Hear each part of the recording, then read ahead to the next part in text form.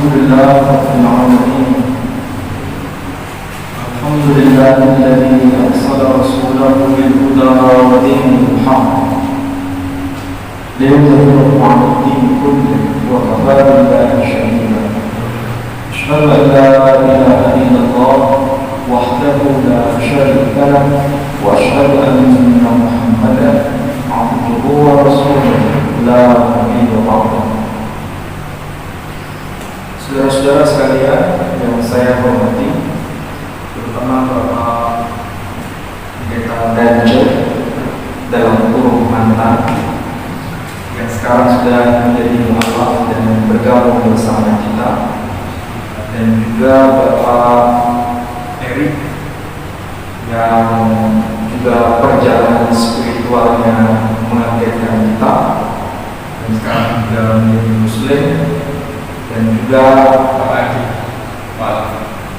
Mas Adi yang juga baru saja mualaf. Mudah-mudahan saudara-saudara yang berada di tempat ini kita bisa belajar bersama dalam konteks kajian lintas teks kitab suci. Saudara-saudara sekalian, kalau kita bicara mengenai agama, mesti bicara mengenai figur sentral yang diakui bersama di antara tiga agama besar, yakni Yahudi, Kristen, dan Islam. Itu merujuk pada satu tokoh yang bernama Abraham. Dalam bahasa Inggris disebut dengan nama Abraham.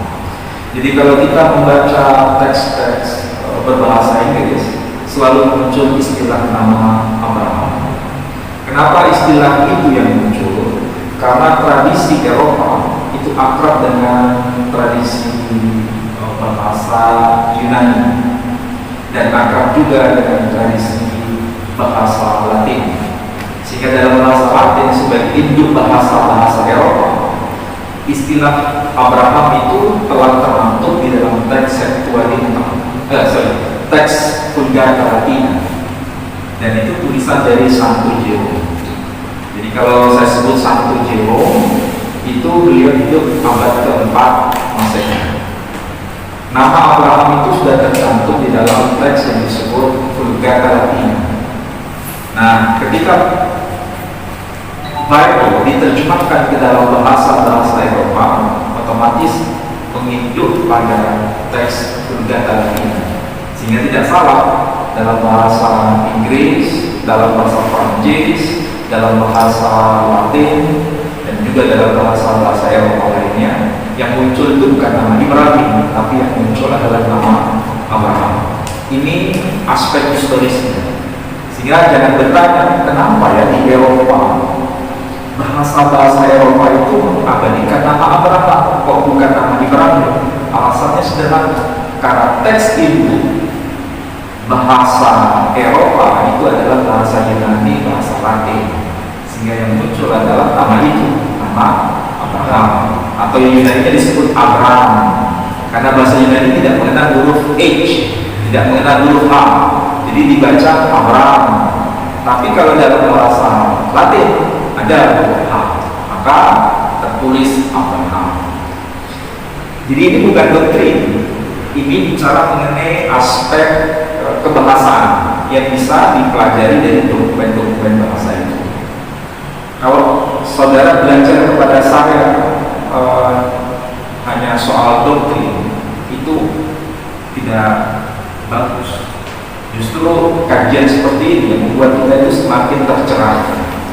Jadi tidak ada klaim, tapi yang ada adalah studi. Jadi ini bukan mengindoktrinasi agama, tapi studi agama. Jadi kalau nanti ada pertanyaan, silakan ditanyakan kepada saya. Nah, kalau bicara mengenai Abraham, pasti di sekitar kita ada pertanyaan, apakah Abraham dan Ibrahim itu sama? Biasanya yang ada di sekitar kita mengatakan Ibrahim dan Abraham itu beda. Ibrahim itu ya Ibrahim, Abraham ya Abraham, itu sosok yang berbeda. Ada nggak pertanyaan pernyataan seperti ini? Ada. Kenapa bisa begitu? Karena mereka ini, baik yang Muslim maupun yang Kristian, sama-sama kurang bimbing, sama-sama kurang literasi, sama-sama ngopinya kurang kental. Sehingga ya mainnya kurang jauh. Sehingga baik yang Muslim maupun yang Kristiani beranggapan bahwa Ibrahim dan Abraham itu dua tokoh yang berbeda. Nah, sebelum saya jelaskan, kita coba uji berdasarkan bukti materi. Minimal Alkitab terjemahan lama, bukan perjanjian lama, tapi Alkitab terjemahan lama. Yang muncul bukan nama Abraham, tapi nama Ibrahim. Itu membuktikan bahwa Ibrahim ataupun Abraham itu merujuk pada sosok yang sama. Tidak mungkin lembaga Alkitab Indonesia menggunakan istilah Ibrahim sementara mereka berkeyakinan bahwa Ibrahim dan Abraham adalah tokoh yang berbeda. Kira-kira masuk akal tidak? Tidak masuk akal. Bahkan kalau kita lihat dari tradisi Alkitab yang tersebar di Asia Tenggara, yang muncul pertama kali dalam dokumen itu bukan nama Abraham, tapi yang muncul pertama kali adalah dokumen dengan nama Ibrahim. Dokumen apa itu? Dokumen yang kita bisa baca melalui karya Klinker. Klinker itu seorang misionaris Belanda yang hidup pada masa kolonial di era Hindia Belanda, dan beliau mahir bahasa Melayu, mahir bahasa Yunani, mahir juga bahasa Belanda. Dia menulis kamus yang judulnya Malays Nederlands Woordenboek. Saya di rumah punya 4 edisi kamus itu, terbitan tahun 1930, tahun 1934, tahun 1940 dan tahun 1945. Saya koleksi semua itu, dan memang dalam kamus itu yang muncul adalah nama Ibrahim, bukan Abraham. Ketika dia membuat Alkitab terjemahan bahasa Melayu, yang muncul itu juga nama Ibrahim, bukan nama Abraham, karena ditulis dengan huruf Arab bahasa Melayu. Tahu tidak yang dimaksud huruf Arab bahasa Melayu? Bahasanya bahasa Indonesia, tapi hurufnya pakai huruf Arab. Kalau bahasa Jawa, hurufnya Arab itu disebut pegon. Tapi kalau bahasa Melayu, hurufnya Arab itu disebut aksara Jawi. Aksara Jawi. Jadi kalau misalnya saya ambil contoh begini, video.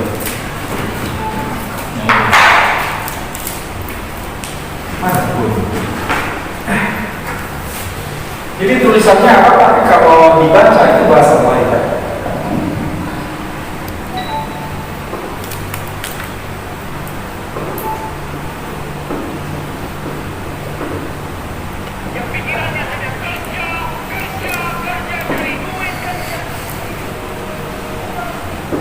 Anda bisa baca apa ini? Ibrahim berkata kepada saya. Ibrahim berkata kepada saya. Jadi kalau ditulis begini, Ibrahim berkata kepada saya, ini bahasa Melayu, tapi hurufnya nggak ada alamat ya? Nggak ada alamat. Klinker punya karya seperti ini, dan saya punya koleksinya. Baik huruf begini, huruf Arab Melayu namanya, atau Jawa, atau dia juga melatinkannya dalam huruf Latin, tapi dengan karya yang sama. Judulnya Kitabul Qudus. Kitabul Qudus. Dulu saya beli cuma harga 2,5 juta, tapi sekarang sudah jadi 60 juta. Karena dianggap barang antik. Barang antik tahun berapa? Pak, itu tahun 1940-an. Penerbitnya Amsterdam, bukan Lembaga Alkitab Indonesia. Kalau Lembaga Alkitab Indonesia kan menurut nama Belandanya Batavia Gemeenschappen Kunsten en Wetenschappen. nama Belanda ya. Batavia itu kan sekarang jadi Jakarta ya. Dulu namanya Batavia, Genootschap van Kunsten en Wetenschappen. Kemudian dialih bahasakan menjadi bahasa Indonesia, jadi lembaga Alkitab Indonesia. Bisa nggak ini diluruskan pernyataannya? Bisa. Apa argumentasinya? Argumentasinya melalui teks eksternalnya dari kalangan Islam sendiri. Kita menggunakan teks eksternalnya, bukan internalnya. Di kalangan internal Muslim, Iya. teksnya Quran bahasa Arab. Iya. Oke. Yang muncul adalah nama Ibrahim. Kalau mereka berkata bahwa Ibrahim dan Abraham itu sosok yang berbeda, argumentasinya apa? Itu sama Injilnya keluaran Kristen lama. Mereka tidak mau. Itu kan versi ini. Kalau Islam berpatokan pada Quran, tidak berpatokan pada Alkitab, tidak berpatokan pada Injil. Maka hujahnya apa?